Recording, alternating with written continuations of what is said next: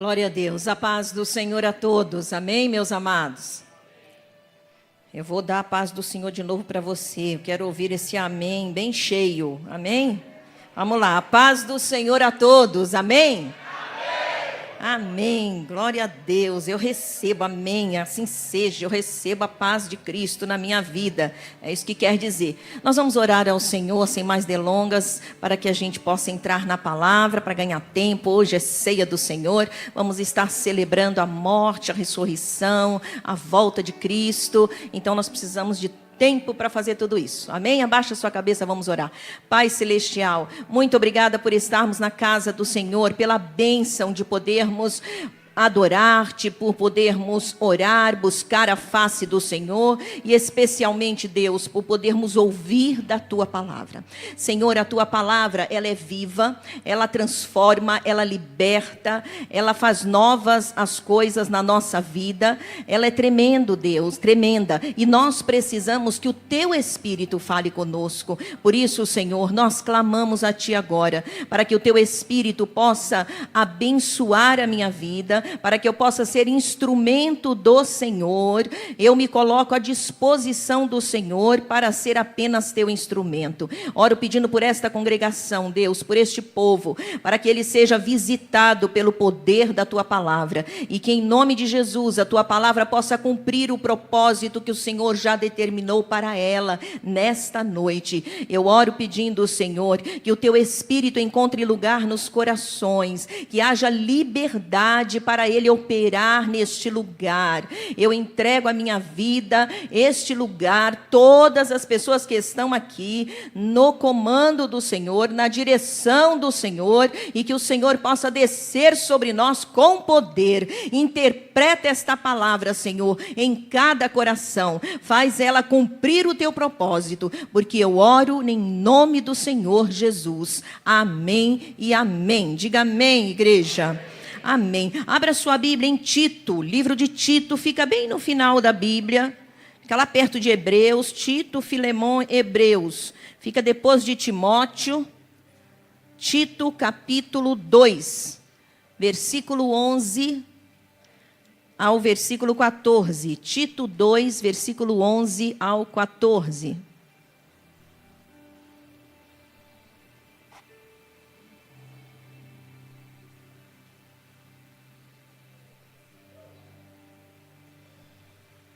Todos já acharam? Quem achou, diga achei.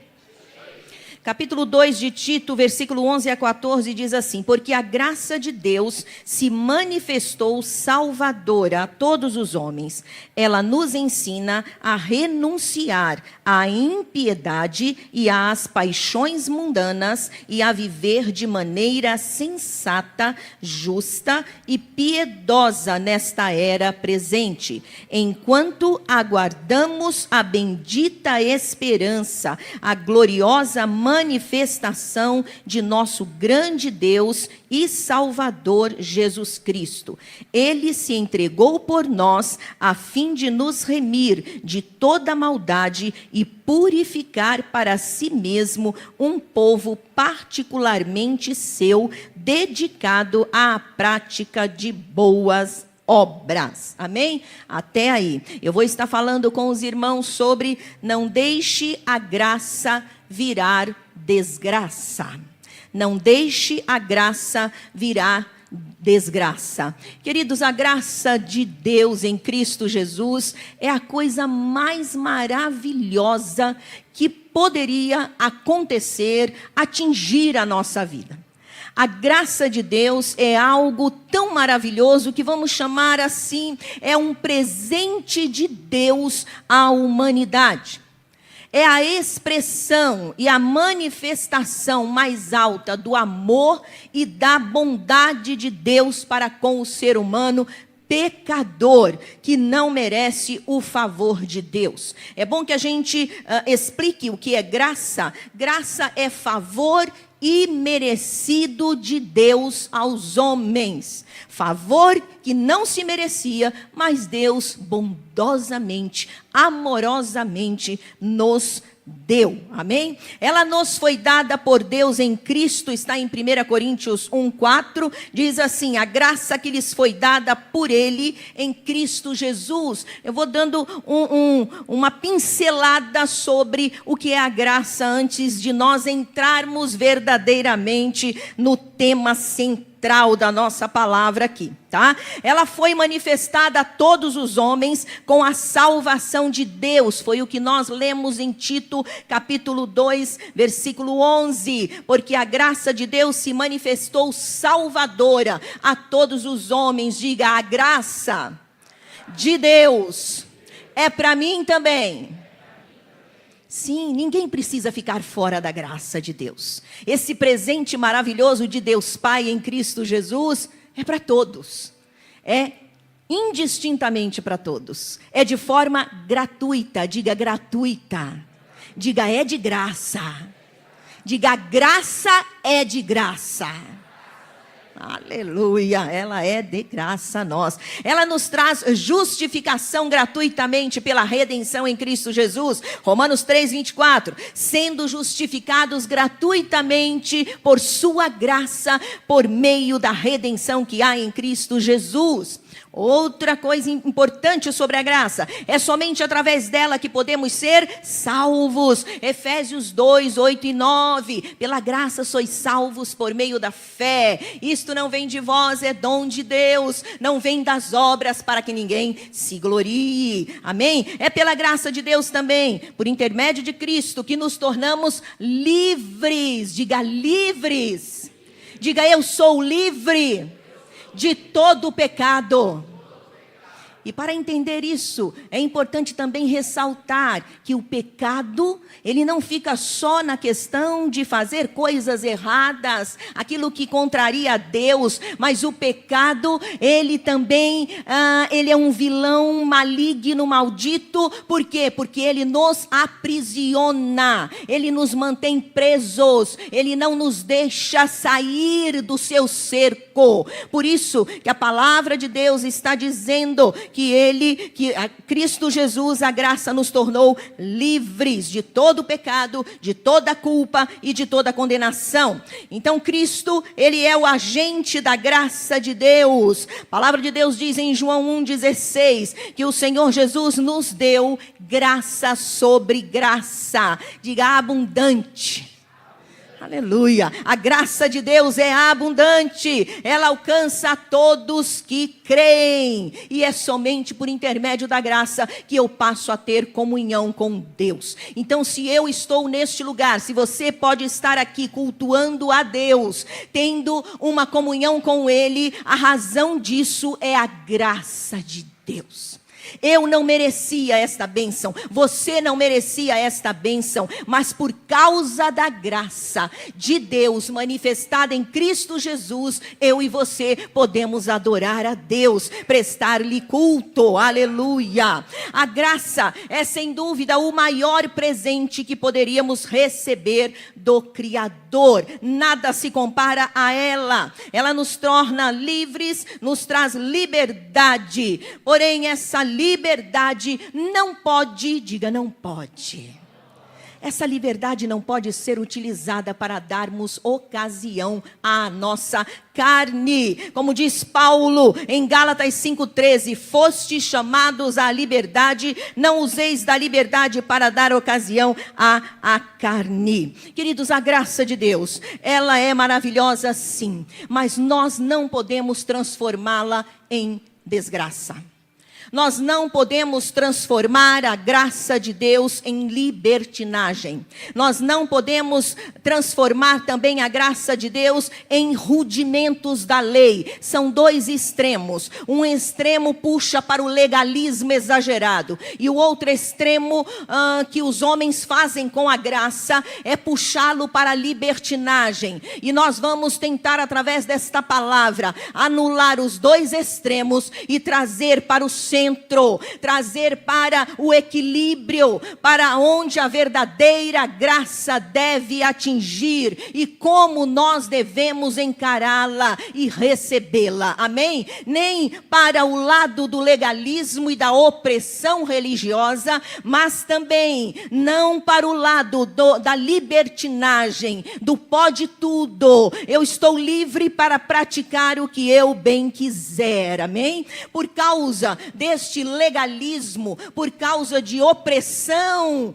se referindo à graça, alguns autores escreveram sobre a graça e alguns temas até interessantes. Um deles, escrito pelo pastor Paulo Romero, diz: decepcionados com a graça. Escrito em cima do quê? De experiências ruins que aconteceram com cristãos cujos líderes religiosos, vamos dizer, abusaram da graça para oprimir a estes cristãos, exercer legalismo, exercer religiosidade. Temas como o eclipse da graça, de Philip Yancey, também vai falar sobre esta graça que nós devemos resgatar, tirar lá do legalismo e da religião e trazê-la para esse equilíbrio em amor, que é o que verdadeiramente a graça é. E outros livros, mas para combater este extremo, legalismo ou liberalismo exagerado, o Senhor deseja o equilíbrio. Diga equilíbrio.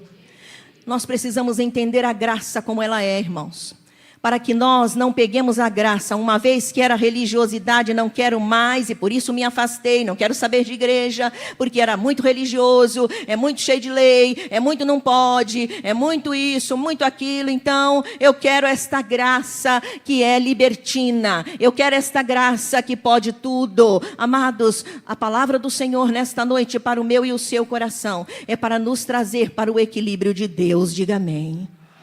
É isso que vai acontecer hoje, em nome de Jesus. A palavra do Senhor, ela vai nos ensinar que o Senhor deseja que eu e você encare, receba, viva a graça de Deus como ela é, da forma como foi liberada lá do céu, em Cristo Jesus, quando Ele morreu na cruz, ressuscitou e nos salvou. Amém? É desta maneira que o Senhor deseja que eu e você entendamos e vivamos a graça de Deus Pai. Amém? Não podemos deixar a graça virar desgraça. Mas a pergunta é: quando a graça vira desgraça?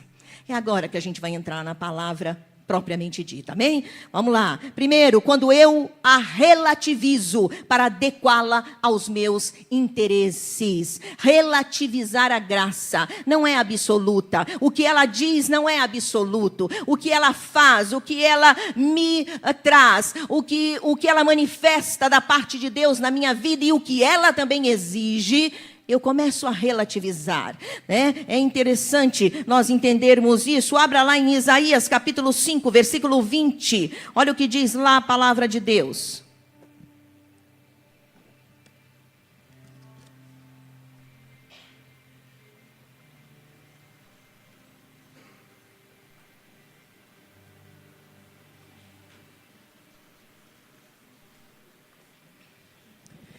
Glória a Deus. Os obreiros podem me trazer outra água, por favor, que essa já foi.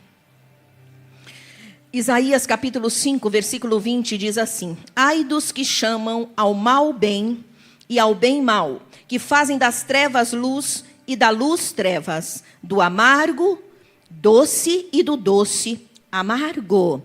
Agora 3 João, vamos lá para o finalzinho da Bíblia mesmo, pertinho do Apocalipse.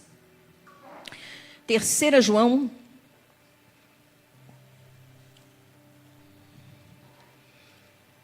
capítulo 5. Capítulo 1, desculpe, nem tem 5. Só tem um capítulo. Capítulo 1, versículo 11. Diz assim a palavra do Senhor: amado, não imite o que é mal, mas sim o que é bom. Aquele que faz o bem é de Deus. Aquele que faz o mal não viu a Deus. Esses dois textos são textos bem claros que definem o que é mal e o que é bom. O que é bem, não bom, o que é bem. O que é fazer o mal e o que é fazer o bem. O que é escolher o mal e o que é escolher o bem. A palavra de Deus, ela é absoluta. Ela não fica em cima do muro. Ela não dá margem a mim e a você para dizer, eu acho, eu suspeito. Não, é ou não é. O relativismo, o que ele prega? É a corrente de pensamento que nega toda a verdade absoluta e toda a ética absoluta. Então, não existe verdade absoluta. Toda verdade está sujeita às circunstâncias, aos critérios que o indivíduo definir como sua verdade. Se ele achar que isso é bom, é bom. Se o homem achar que isso é mal, é mal. Se ele achar que as duas coisas são maravilhosas, ponto, e está tudo certo. Isso é relativismo. É o indivíduo que se torna padrão e a medida de todas as coisas. Então, tudo se resume no achismo dele. Tudo se baseia nas circunstâncias, nas teorias, nas avaliações pessoais. É a minha ótica. Se eu acho que isso é legal, se eu acho que isso vai me fazer bem, se eu acho que isso vai me tornar feliz, tá tudo jóia. Então é relativizar as coisas. E por causa do relativismo, nós também começamos a relativizar a graça de Deus para se adequá-la a nós, se adequá-la àquilo que eu penso. As pessoas vêm usando a graça de Deus porque diz, eu estou debaixo da graça, então eu posso tudo, eu posso fazer todas as coisas, eu posso escolher ser feliz da forma como eu desejar, como eu quiser, e ponto, porque a graça me cobre, porque a graça é perdão de Deus, porque a graça é amor e bondade de Deus, porque a graça é favor de Deus. O que eu estou fazendo? Eu estou relativizando a graça do Senhor, dizendo, ela vai me cobrir, ela vai me proteger. Queridos, mas é bom que se deixe claro que a graça de Deus, ela não legaliza pecados. A graça de Deus, ela não depende de circunstâncias. A graça de Deus não traz legalidade para o pecado. A graça de Deus, ela abre-me as portas para que eu me livre do pecado em Cristo Jesus. Amém? Ela me estende a mão, ela me mostra os braços de Deus Pai abertos na pessoa de Jesus Cristo, para que eu corra para Ele e abandone o pecado. Diga, abandone. É para abandonar. Eu não posso relativizar a graça. As circunstâncias vão dizer, não, mas isso não é pecado, não, mas isso não é ruim, porque, olha, eu cometi, eu tenho as minhas razões. Mas, e a verdade absoluta de Deus? O profeta Isaías, que nós acabamos de ler aí, o capítulo 5, versículo 20, ai daqueles que ao mal chamam de bem, e ao bem chamam de mal. Queridos, na palavra de Deus, o que é mal é mal. O que é sujo é sujo. O que é imoral é imoral. O que é imundo é imundo.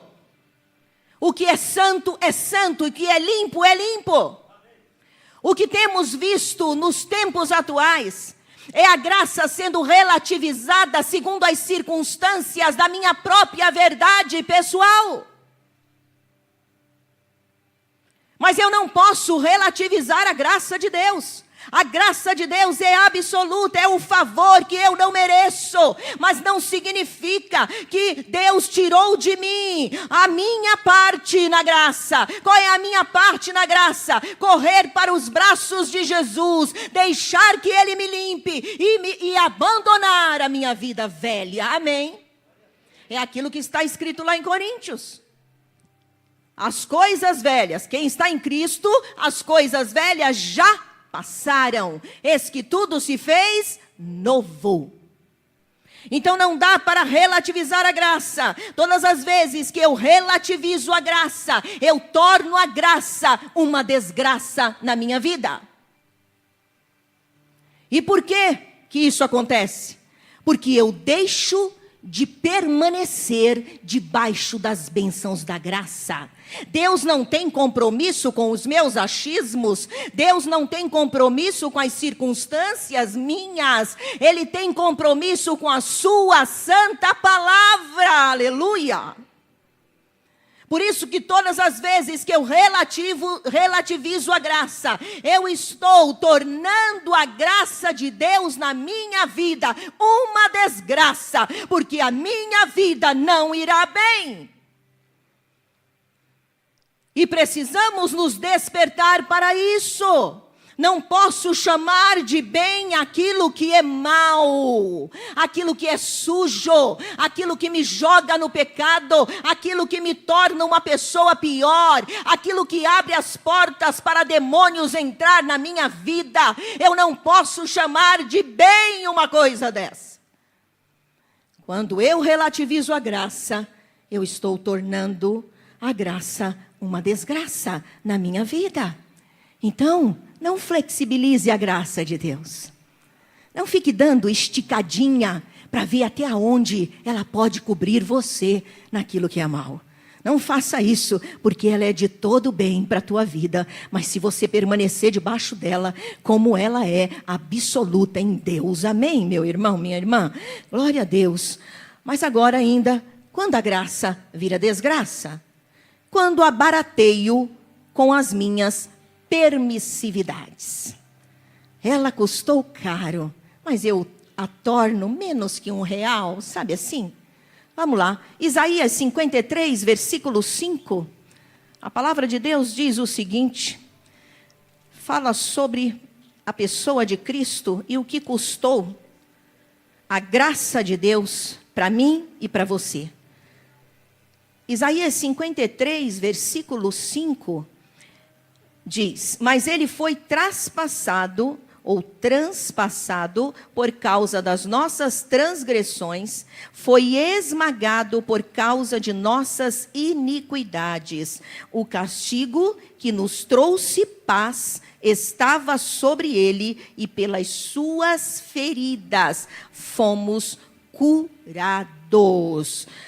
O texto de Isaías diz transpassado, diz esmagado, diz ferido. Agora olha o que diz Hebreus. Vamos lá para o Novo Testamento, bem perto também do final. Livro de Hebreus. A gente tinha lido Tito, né? Fica pertinho aí de Tito. Tito, Filemão, Hebreus. Hebreus capítulo 10, versículo 26.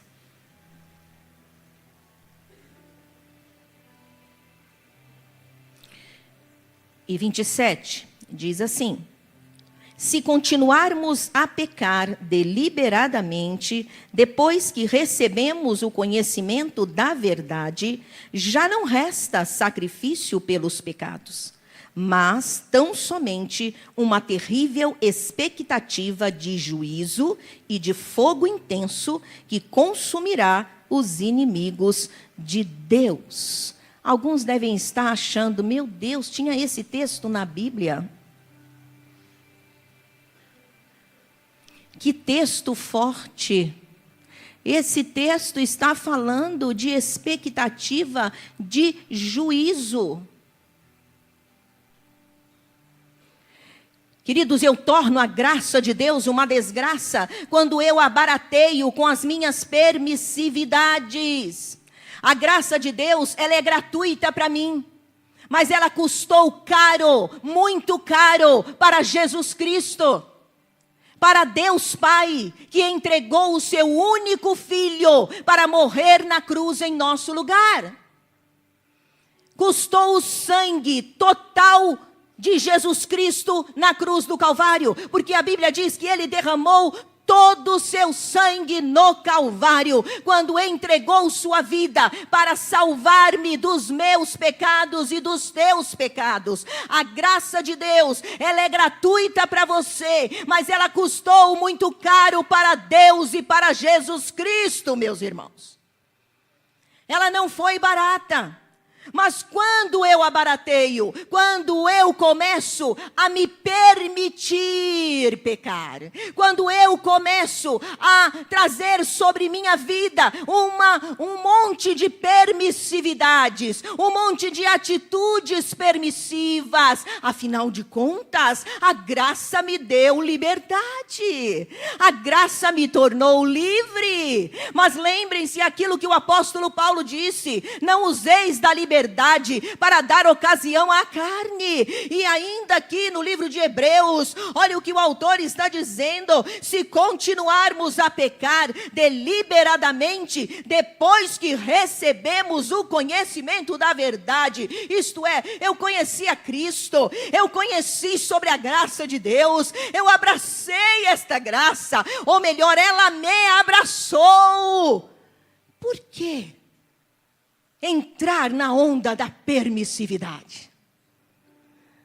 Tudo eu posso, eu sou livre, a graça me deixa livre, mas não é isso que a palavra de Deus está dizendo. Quando eu coloco-me para viver uma vida libertina, me permitindo toda e qualquer atitude na minha vida, não importando qual a consequência que essa atitude vai dar, eu estou me permitindo pecar, eu estou pecando deliberadamente. A Bíblia diz que eu atraio sobre a minha vida a desgraça, o juízo de Deus.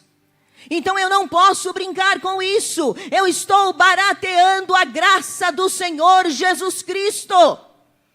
Meu irmão, o que o Senhor está dizendo em miúdos aqui para mim e para você: não se permita pecar. Não se permita fazer tudo o que te dá na cabeça. Porque você está com essa atitude barateando a graça de Deus. E consequentemente, diga, tem consequências.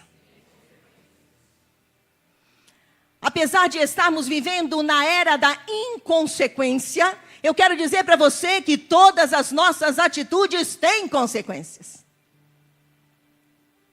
Cristo não morreu em vão. Ele morreu para dar-me vida, trazer-me a salvação, retirar-me da escravidão do pecado, mas eu preciso me manter perto dele. Se eu me dou a praticar de forma deliberada o pecado, me permitindo. Você já ouviu aquelas frases tipo: eu mereço. Eu mereço adulterar. Eu mereço cuidar meu coração, afinal de contas estou tão sozinha. Eu mereço me vingar. Eu mereço ter sexo antes do casamento, afinal de contas Deus me fez saudável. Eu mereço roubar de vez em quando, sabe assim, sem que ninguém veja. Eu mereço. Quando eu barateio a graça com as minhas permissividades, eu estou atraindo sobre a minha vida, não a bênção que a graça traz, mas o juízo que está também com a graça. As pessoas falam da graça e a colocam num patamar que só traz coisas boas e que não tem responsabilidade aquele que a recebe. Mas a Bíblia não diz isso. A Bíblia diz que eu devo abraçar a graça, mas eu devo entender que ela custou muito caro para Jesus Cristo e para Deus Pai, e eu devo honrá-lo, eu devo desejar andar em retidão, como a palavra de Deus está dizendo, mas tão somente uma terrível expectativa de juízo e de fogo que consumirá os inimigos de Deus. Então eu preciso entender isso. Isso não é o evangelho do medo, isto é o evangelho da verdade, meus irmãos. Sem a bênção da santidade, eu não tenho as bênçãos totais na minha vida. Eu preciso caminhar na esfera da graça, entendendo que há responsabilidade sobre a minha vida. Eu li agora recentemente uma pesquisa que foi feita sobre a aceitação dos crentes à prática da bebida alcoólica. E essa pesquisa também estava aferindo sobre o aumento de argumentações do que a Bíblia condena ou não, no que diz respeito à bebida. E aí constatou-se que o número de simpatizantes e praticantes do uso de bebidas alcoólicas no meio dos crentes e daqueles que defendem seu uso aumentou. Denominações evangélicas tradicionais, como luteranas, eu vou estar te dando dados numéricos, 76%. Metodistas, aceitação de 62%. Batistas, de 33%. Frequentadores de igrejas não denominacionais, 43%. E membros de igrejas pentecostais, Assembleias de Deus e outras, 23%. Essa foi o número, né? Vamos chamar assim a denominação que menos aceita a questão de bebida alcoólica. Espero que estejamos nesse menos aqui. Metade dos evangélicos com idades entre 18 e 34 anos disseram beber álcool. O que é isso? Isso é a prova do que nós estamos falando sobre a questão da permissividade. Os crentes estão se permitindo pecar. E aí fica naquela questão, aquela discussão, tipo, mas na Bíblia não está escrito, eu não devo beber cerveja Skol, eu não devo beber conhaque, eu não devo... Queridos, a palavra de Deus não vai estar escrita essas coisas. Na palavra de Deus diz que você não deve usar nada daquilo que te domina e seja porta de entrada para demônios na sua vida. A bebida alcoólica, ela é utilizada em terreiros de macumba para atrair entidades malignas. Pessoas possuídas por entidades malignas, elas são capazes de beber álcool purinho, bebidas alcoólicas, garrafas e mais garrafas, e não ficarem bêbadas. O álcool está associado a demônios. Por causa de um golinho de álcool, pessoas destruíram a sua vida, sua carreira e suas famílias. A Bíblia diz que você não deve olhar para o copo de bebida quando ele te atrai e te traz desejos. Aí alguns dizem, mas a Bíblia só fala para você não ser tão dado. E aí fica aquelas permissividades. São os jovens se permitindo ter sexo antes do casamento. Os jovens se permitindo não serem mais virgens, que inclusive virgindade no meio da igreja de Cristo hoje virou piada. Eu falo isso não com alegria. Eu falo isso chocada, triste, angustiada, decepcionada. E não é por puritanismo, e nem por legalismo, e nem por religiosidade, mas é por santidade, por temor ao Deus que eu sirvo e conheço. E sei o que causa todas estas coisas. Quais são as consequências de nós nos permitirmos pecar? A permissividade vai tornar a graça de Deus na minha vida uma desgraça. E aí nós vemos um monte de crentes, um número cada vez mais crescente de casamentos destruídos, de mulheres infelizes, de homens pulando a cerca, enfim. Um monte de coisas bonitas, né? Que merece muito aplausos. Não, queridos. merece choro, merece arrependimento, merece voltarmos para a verdadeira graça de Deus. A graça de Deus, ela é maravilhosa sim, mas ela não me permite pecar. Ela me dá a visão de que Cristo já pagou o preço por mim, e por causa disso eu devo honrar o seu sacrifício, vivendo uma vida de santidade para glorificá-lo. Amém, igreja? A palavra de Deus, ela nos mostra que Cristo, quando Ele pagou o preço na cruz e derramou o seu sangue precioso, aquele sangue, Ele pode sim me purificar de todo pecado, mas eu não devo viver pecando deliberadamente, achando que a graça vai me proteger, porque a graça, quando eu faço isso, ela se torna para mim uma desgraça. O juízo de Deus cairá sobre aqueles que pecarem, diz a palavra do Senhor. Mas ainda, querido, quando a graça vira desgraça, quando eu escolho deliberadamente andar deliberadamente em rebeldia. Olha o que diz Hebreus capítulo 2. Livro de Hebreus, a gente está aí, a gente já está em Hebreus, né? Só passa as páginas aí. Voltem um pouquinho, capítulo 2 de Hebreus, versículo de 1 a 3. Diz assim: por isso é preciso que prestemos maior atenção ao que temos ouvido, para que jamais nos desviemos. Porque se a mensagem transmitida por anjos provou a sua firmeza, e toda transgressão e desobediência recebeu a devida punição, como escaparemos se negligenciarmos tão grande salvação?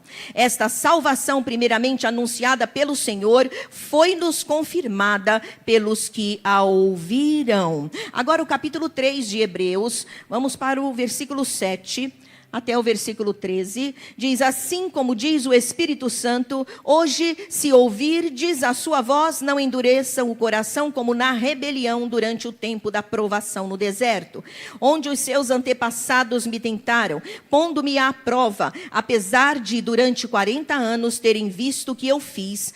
Por isso fiquei irado contra aquela geração, e disse: o seu coração está sempre se desviando, e eles não reconheceram os meus caminhos. Assim jurei na minha ira, jamais entrarão no meu descanso. Cuidado, irmãos, para que nenhum de vocês tenha coração perverso e incrédulo que se afaste do Deus vivo. Ao contrário, encorajem-se uns aos outros todos os dias, durante o tempo que se chama hoje, de modo que nenhum de vocês seja endurecido pelo engano do pecado. Agora olha o versículo... Vamos ler até o 19. Pois passamos a ser participantes de Cristo, desde que de fato nos apeguemos até o fim à confiança que tivemos no princípio. Por isso é que se diz: se hoje vocês ouvirem a sua voz, não endureçam o coração, como na rebelião. Quem foram os que ouviram e se rebelaram? Não foram todos os que Moisés tirou do Egito? Contra quem Deus esteve irado durante 40 anos? Não foi contra aqueles que pecaram, cujos corpos caíram no deserto? E a quem jurou que nunca haveriam de entrar no seu descanso? Não foi a aqueles que foram desobedientes? Vemos assim que por causa da incredulidade não puderam entrar. Amados, o Salmo de número 68, versículo 6, esse texto é um texto pequeno, mas eu gostaria que nós lêssemos para que você entendesse o grau do perigo que é nós entrarmos pelo caminho da rebeldia. Isto é, não quero saber, que se dane... não estou nem aí, sabe assim, esses comportamentos super legais. Olha o que diz aí, capítulo 68, versículo 6, fala da consequência de uma pessoa que anda pelo caminho da rebeldia. Deus dá um lar aos solitários, liberta os presos para a prosperidade, mas os rebeldes vivem em terra árida. Nada frutifica. Eu torno a graça de Deus uma desgraça quando eu escolho andar por caminhos de rebeldia. eu escolho me rebelar contra aquilo que a palavra de Deus manda, contra aquilo que Deus me orienta. Quando eu escolho me rebelar contra autoridades constituídas por Deus, e a Bíblia diz que toda autoridade foi por Deus constituída, e se eu me rebelo contra uma autoridade, eu estou me rebelando contra o próprio Deus. A palavra do Senhor está dizendo que eu preciso me ater para isso, queridos. A graça, ela não me cobrirá em rebelião. Ela não me cobrirá em atitude de rebeldia. Não importa se eu tenho anos de igreja, se eu sou pastora, se eu sou pastor. Inclusive está cheio de líderes espirituais por aí, rebeldes. Está cheio de igrejas abertas debaixo de rebelião. Então, não estou me referindo a títulos e nem trazendo protecionismo para alguma função eclesiástica na igreja. Não.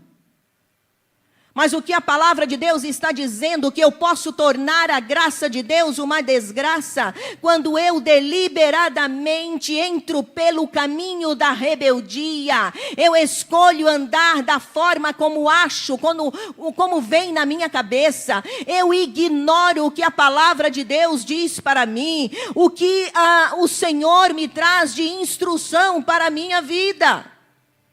O reino de Deus é reino de submissão, amados. A Bíblia diz que o antigo Israel, aqueles que andaram no deserto, eles se rebelaram contra o Senhor. Eles foram rebeldes inúmeras vezes à palavra do Senhor. Eles foram rebeldes a Moisés, o líder que Deus colocou para guiá-los. Eles foram rebeldes em todas as circunstâncias. A Bíblia diz aí no texto que nós lemos em Hebreus que o Senhor se irou contra eles.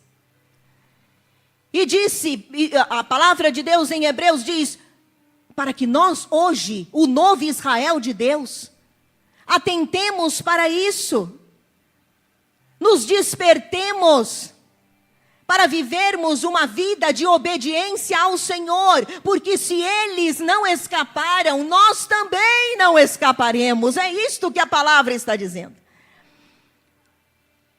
Nós estamos nesta série prolongada de despertamento, queridos, para que possamos ser despertados para uma vida de santidade, de integridade, de fidelidade diante de Deus.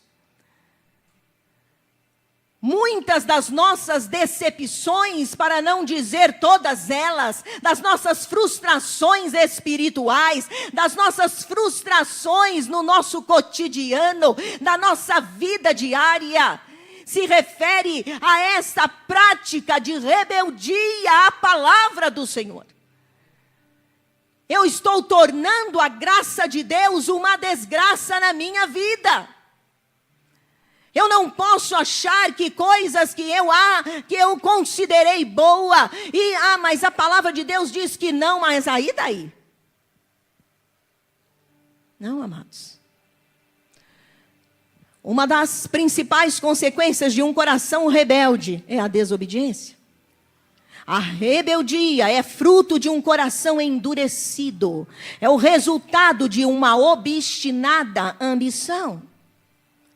Mesmo que esta ambição seja por um motivo justificável. Agir com rebeldia, nós estamos indo contra a igreja de Jesus Cristo e contra o próprio Jesus. Não existe causa nobre ou válida sendo o resultado de ódio, contenda. Não, não existe. Dissensão, divisão. A rebeldia é uma revolta com motivos injustificáveis. Atos de pessoas obstinadas, dispostas a causar o máximo de prejuízo ao ministério. Quando eu me rebelo contra a palavra do Senhor, eu estou me rebelando contra o próprio Senhor e eu estou causando prejuízo no corpo de Cristo, na igreja de Jesus. Por isso que quando eu entro pelo caminho da rebeldia, eu estou tornando a graça de Deus uma desgraça. Eu estou tornando a minha vida um campo árido, onde nada nasce, onde não há frutificação de bênçãos. É isso que a palavra de Deus está dizendo. Amados, a graça é maravilhosa, mas eu preciso me sujeitar ao domínio da graça. A graça me cobre, mas ela cobre a minha vida quando eu decido obedecer a Deus. Amém, amados? Quando eu decido me sujeitar às orientações da palavra do Senhor. Uma das causas da rebeldia é a obstinação que leva à precipitação. É aquela pessoa que não sabe esperar. Talvez jamais tenha maturidade para exercer com sabedoria o dom que recebeu.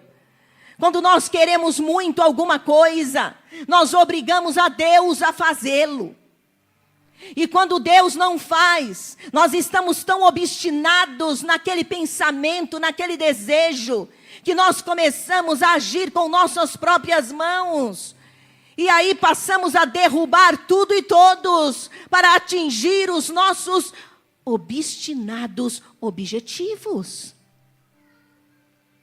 O Senhor deseja que eu e você não torne a graça de Deus uma desgraça, mas saiba esperar nesta graça. A graça não se atrasa com você, meu irmão. A graça, ela te traz a bênção na hora exata. A graça de Deus, ela te abençoa por completo. É só você esperar em Deus. Diga amém. Ela te abençoa, ela vai com você, ela te dá o melhor. A palavra de Deus diz que Moisés, ele precisou esperar. Ele foi educado nos costumes egípcios para que décadas depois usasse este conhecimento para confrontar a Faraó e libertar o povo. José foi forjado em meio a traições e prisões para salvar o povo da catástrofe e da fome. Davi lutou muitas batalhas, mesmo tendo já recebido a unção como rei, para muito depois assumir o trono. Então não vale a pena escolher o caminho da rebeldia, mas vale a pena esperar. Amém, meu irmão? Espera. Você, moça, que está namorando, espera, se preserva, se cuida. Ah, mas se eu esperar muito, eu vou perder meu namorado. Se ele não souber esperar, manda ele passear. Dá-lhe um chute no traseiro e manda embora. Porque ele não é digno de você. Viu? E cá para nós, quem domina essa área não são os homens, são as mulheres. Então, minha irmã, se você dançou, desculpe o termo, a culpa foi sua. Ah, pastora, mas ele foi culpado, ele me tentou. A mulher domina isso. Ela diz não. Ela se valoriza. Meu pai dizia algo para mim que nunca eu me esqueci. E serviu para a minha vida de uma forma sustentadora e preservadora. Ele dizia para mim assim: filha, você tem o valor que você se dá. Se você não se der valor, nenhum homem na face da terra te dará valor.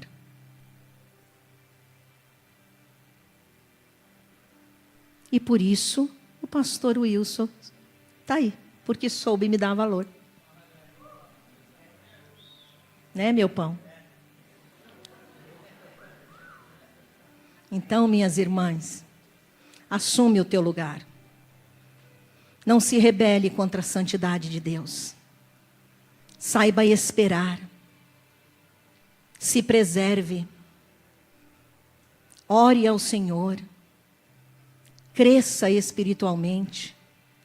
cresça intelectualmente, profissionalmente. E agora é para os homens também. E depois, pensa na parte romântica da coisa. A falta de obediência nesta área está trazendo terríveis prejuízos que não tem mais volta. Infelicidades, frustrações. Não torne a graça de Deus uma desgraça. Não saia por aí deliberadamente se permitindo e sendo rebelde e dizendo: ai, a graça de Deus me perdoa. A graça de Deus perdoa o pecador arrependido que abandona o seu pecado. E não o pecador obstinado a continuar pecando. A graça não cobre isso. Ela cobre o pecador arrependido que decide não pecar mais, com a ajuda de Jesus Cristo e de seu sangue. Amém, meus amados? Mas ainda, quando a graça vira desgraça, quando eu desprezo o temor de Deus. E sobre isso, para mim esse aqui é o carro-chefe. O carro-chefe de todos os pecados. Quando eu perco isso, aí já era. Todas as outras coisas acontecem. Em Isaías 33, vamos lá para o livro de Isaías de novo. Capítulo 33.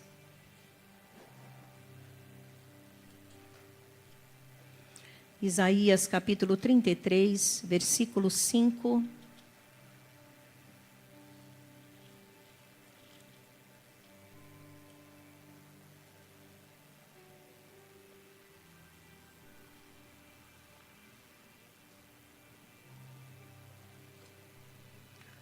Versículo 5 e versículo 6 diz: o Senhor é exaltado, pois habita no alto. Ele encherá Sião de retidão e justiça. Ele será o firme fundamento nos tempos a que você pertence. Uma grande riqueza de salvação, sabedoria e conhecimento. O temor do Senhor é a chave desse tesouro. Amém? Você precisa ter essa chave, meu irmão, em nome de Jesus. Olha o que diz Hebreus, capítulo 12. Não, eu quero ler Filipenses. Filipenses 2. Tem vários textos aqui, mas eu vou ler só alguns. Filipenses, capítulo 2. Finalzinho da Bíblia, antes de Hebreus. Filipenses, capítulo 2, versículo 12.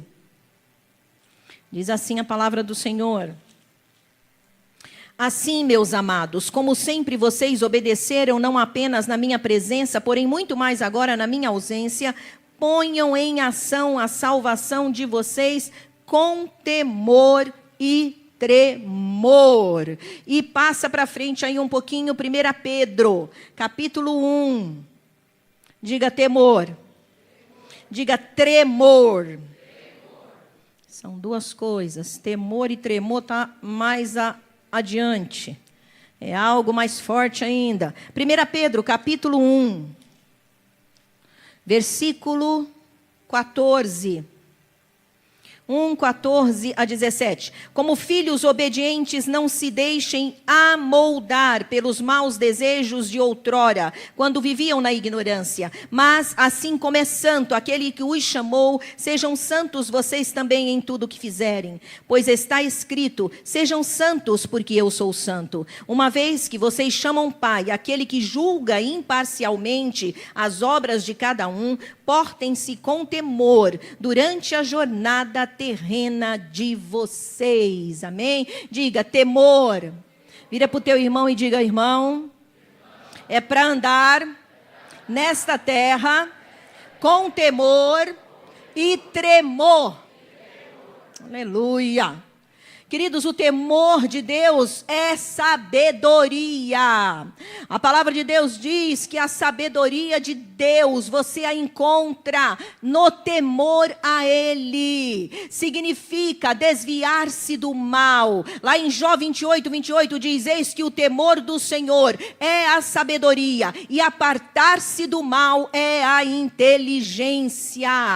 Nós estávamos falando anteriormente nos outros tópicos sobre rebeldia e os outros atos de pecados deliberados e sem arrependimento, que esse tipo de coisa pode transformar a graça em desgraça. Quanto mais a falta de temor a Deus é sem dúvida a pior das atitudes que podíamos ter. A palavra do Senhor diz que eu devo temer ao Senhor. A falta de temor leva o homem a um nível de arrogância e motivação obstinada para o mal terrível.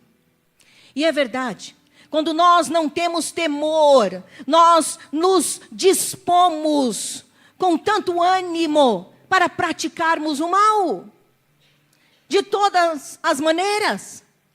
A falta de temor não deixa que eu ponha um freio na minha língua. A falta de temor não deixa que o meu coração pare de destilar ódio.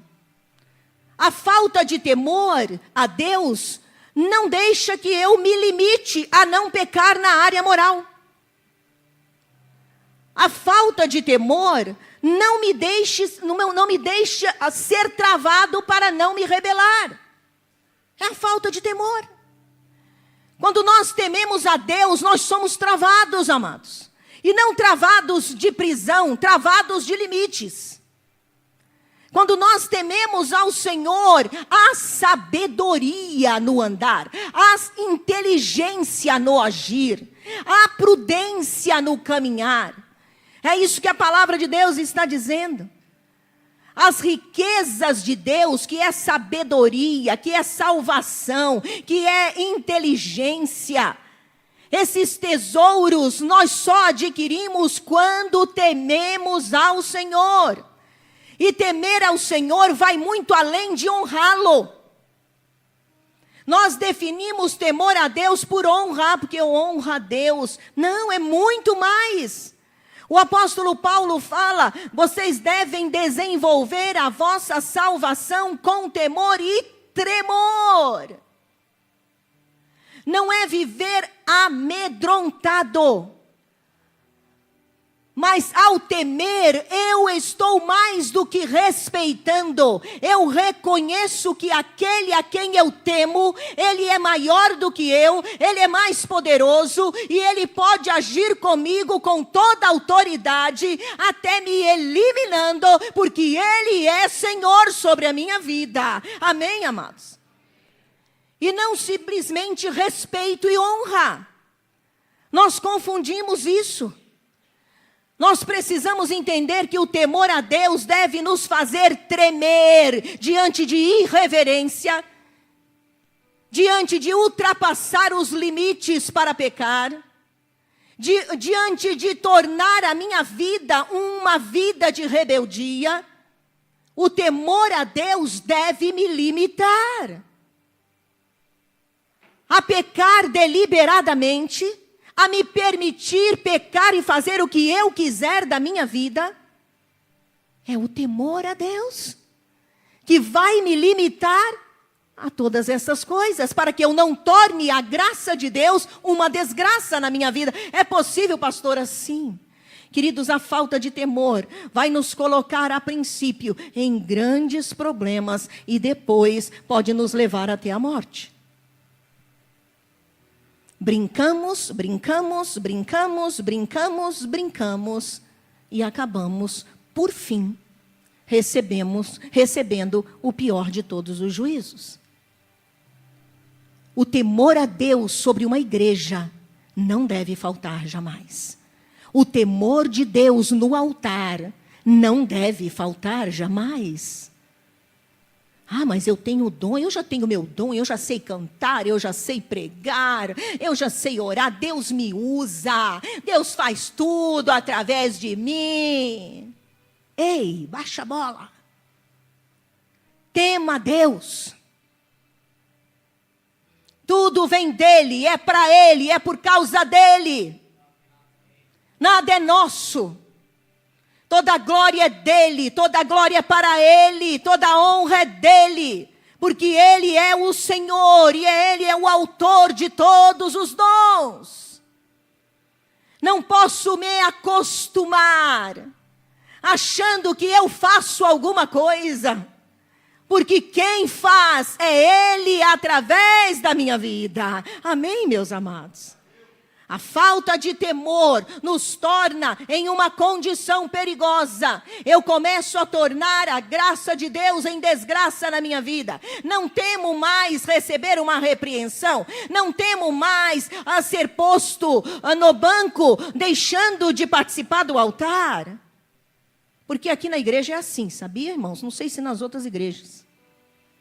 O pecado, uma vez descoberto, e esse pecado envolvendo terceiros, e de ordem moral,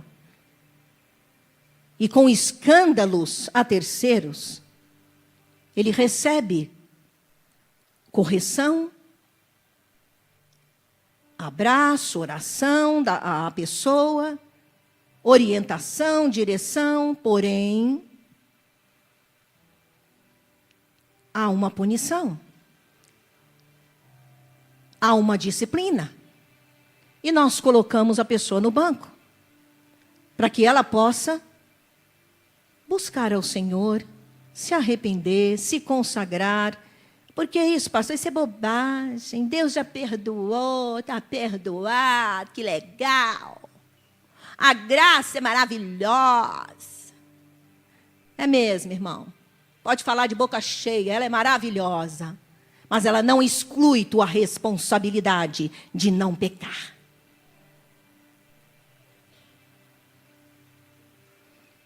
Mas mesmo tendo esta atitude da parte da liderança, muitos, tipo beijinho no ombro. Tô nem aí, tô nem aí, tô nem aí. Essa mensagem é para te chamar a estar aí. Viu? Esta mensagem é para te chamar a se localizar. A graça não é lá nem cá, é aqui. É no centro. É para te trazer no equilíbrio. Primeiro vem as repreensões. Vem os consertos, as disciplinas. Depois, meu irmão, virá o juízo. Então se liga. Não brinque com a graça de Deus. Não torne a graça de Deus uma desgraça. Mas quando você receber uma disciplina, não é para você se destruir, mas para você entender que o Senhor está te trazendo oportunidade de arrependimento, para que Ele possa voltar a te abençoar, amém? Porque o pecado atrai desgraça na nossa vida, o pecado fecha as portas das bênçãos, o pecado atrai demônios para agir na nossa vida, e mais cedo ou mais tarde, esses demônios e esse pecado vai bater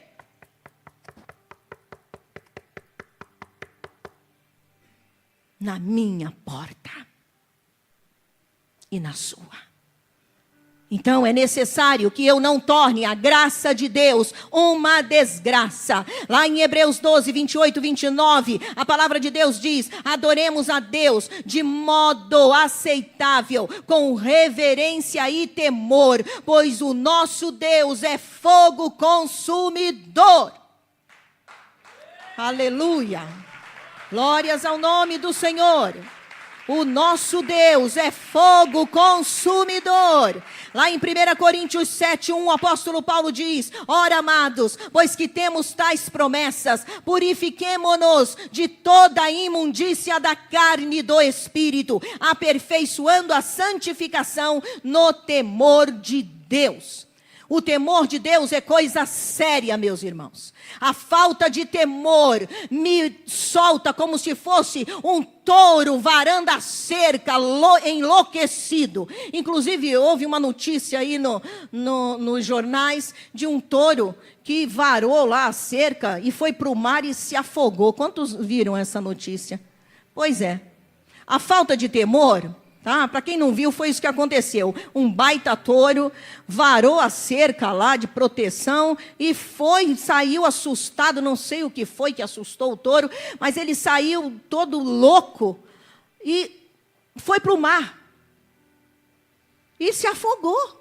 Nem os surfistas que estavam no mar, que tentaram, né, salvá-lo, não conseguiram. Ele se afogou.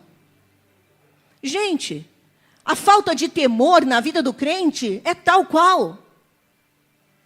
Assim como para o ímpio haverá juízo, para o cristão muito mais. Porque o pecado na vida do crente é iniquidade. Porque é praticado com conhecimento. Sabemos que estamos pecando. Você não pode ser como esse touro, que vara a cerca todo enlouquecido, dá licença, porque eu vou, porque vai ter um mar para você se afogar, meu irmão.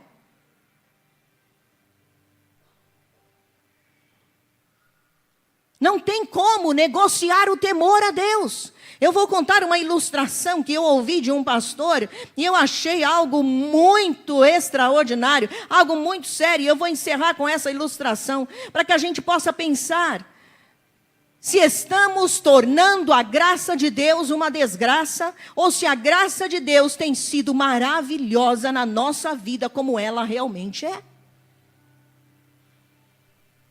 Nos anos de 94, o pregador John Bevere foi chamado a uma prisão. Quantos conhecem John Bevere? Muito abençoadora a mensagem de John Bevere. Ele foi chamado a uma prisão federal para visitar um ex-teleevangelista que fora muito famoso na TV nos anos 70 e 80, mas que foi pego por fraude e conspiração, após ter adulterado com sua secretária. Obviamente, não foi a secretária que foi a culpada da fraude, tá? Ele estava já fraudando, mas antes adulterou. Seu nome era Jim Bakker. Ele era dono da maior rede de televisão do mundo. Estava na prisão já há 5 anos. Ele contou a John Bevere que no primeiro ano de prisão, Deus entrou em sua cela e o libertou, após ter lido um livro de John Bevere, Vitória no Deserto, o qual ele leu de capa a capa. Quando John chegou à prisão, ele o abraçou, o Jim, né? O abraçou fortemente e não o largava, grudou no homem, chorando lá, abraçado. Depois conversaram por 1h30 e ele disse: John, essa prisão não foi o juízo de Deus sobre a minha vida, mas a sua misericórdia. Pois se eu continuasse levando a vida que eu levava, eu iria para o inferno. Deus teve misericórdia de mim. E começou a chorar. Daí John perguntou a ele: Jim, quando você saiu do amor de Jesus? Quando foi que você parou de amar a Jesus Cristo? Foi quando você caiu em adultério com aquela mulher 7 anos antes de vir para esta prisão? Ou foi por causa da fraude? Jim respondeu: não, nunca aconteceu. Eu nunca parei de amar a Jesus. Eu o amei em todo o processo. John Bevere ficou assustado e disse: como assim? E ele respondeu: John, eu amava a Jesus, mas não temia a Deus. E ele disse: há milhões de cristãos por aí que amam a Jesus, mas não temem a Deus. E é o temor do Senhor que aperfeiçoa a santidade em nossas vidas. Vocês estão vendo, meus amados, como é sério a questão do temor a Deus? Esse homem, ele arrebanhava multidões. Deus usava a vida dele. Ele lotava estádios. O programa dele de televisão, programa evangelístico, era mega assistido.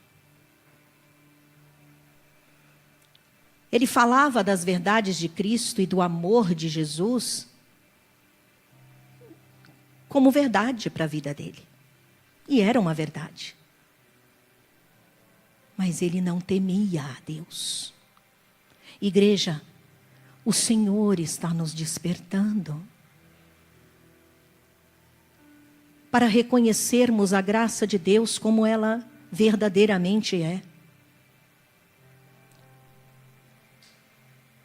Para abrirmos os nossos olhos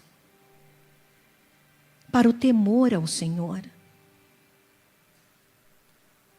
Todas estas questões que nós falamos aqui, o relativismo da graça, para adequá-la aos meus interesses, isso é falta de temor, irmãos. Baratear a graça com as minhas permissividades, eu me permito continuar fumando, eu me permito beber, eu me permito me prostituir, eu me permito mentir, eu me permito me perverter. Isso é falta de temor, amados. Assim como escolher andar deliberadamente em rebeldia. Eu acho que é assim. Você não tem que achar nada, você tem que obedecer o que a palavra de Deus diz e ponto. Não é o que você gosta, não é o que você acha, não é a sua opinião, é a opinião de Deus. Amém? É como Deus manda, é como Ele quer. Pastor, é porque você é pastora? Não, eu sou serva de Deus. E o temo 100%. E não brinco com isso. O que é de ordem para mim é para você. Um detalhe, às vezes para mim é superior a você. Por causa da posição de responsabilidade que eu ocupo. Então as obrigações e a cobrança é maior. Mas é necessário temor. Eu não posso me permitir pecar. Eu não posso deliberadamente ficar me rebelando porque eu sou pastora. Se eu, como pastora, me rebelar contra o pastor Wilson, mas você é pastora.